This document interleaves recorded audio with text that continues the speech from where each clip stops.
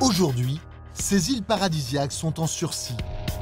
Les touristes, les fêtards, les marginaux et les millionnaires y vivent peut-être leurs dernières belles années. En cause, la pollution. Elle détruit peu à peu la barrière de corail de 300 km de long qui protège l'archipel de l'érosion. Résultat, un tiers de ces plages est aujourd'hui en péril.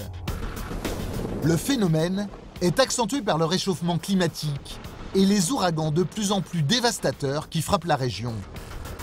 Face à cette catastrophe annoncée, les scientifiques tirent la sonnette d'alarme.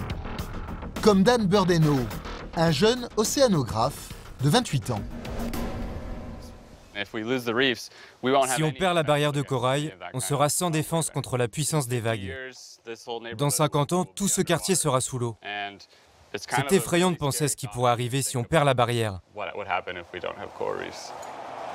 Face à l'urgence, le jeune scientifique a décidé d'agir.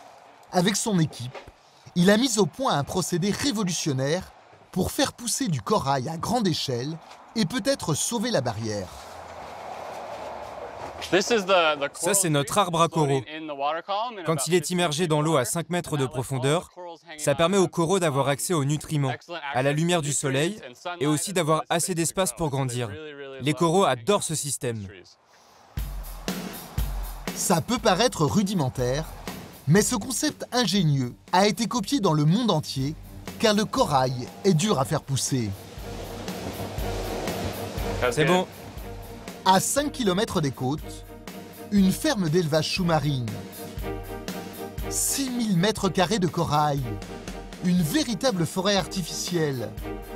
Le scientifique plonge ici tous les jours pour surveiller la croissance de ces 40 000 greffons. C'est la première phase de l'opération de sauvetage.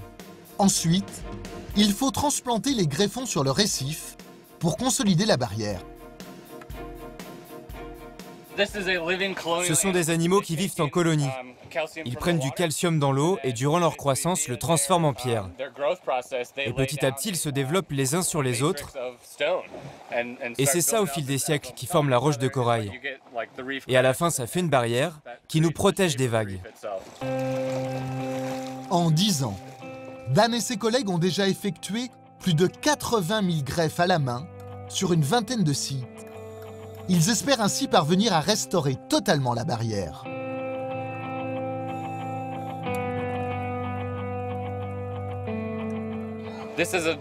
C'est un déclin qui a eu lieu depuis 20, 30 ans dans les Keys. Et chaque année, c'est de pire en pire. Nous, on essaye d'inverser ce phénomène. Et ça prend du temps. Ici, on se sent tous missionnés. L'océan, c'est notre passion à tous, et actuellement, l'océan est vraiment menacé. Si on ne fait rien maintenant, il sera peut-être trop tard. Dan et son équipe ne savent pas s'ils arriveront un jour au terme de leur mission. Mais ils sont bien décidés à se battre. À l'échelle de l'océan, c'est une goutte d'eau. Mais pour les Keys de Floride et leurs habitants, une note d'espoir. Pour que ce paradis tropical reste encore longtemps l'une des destinations de vacances préférées des Américains.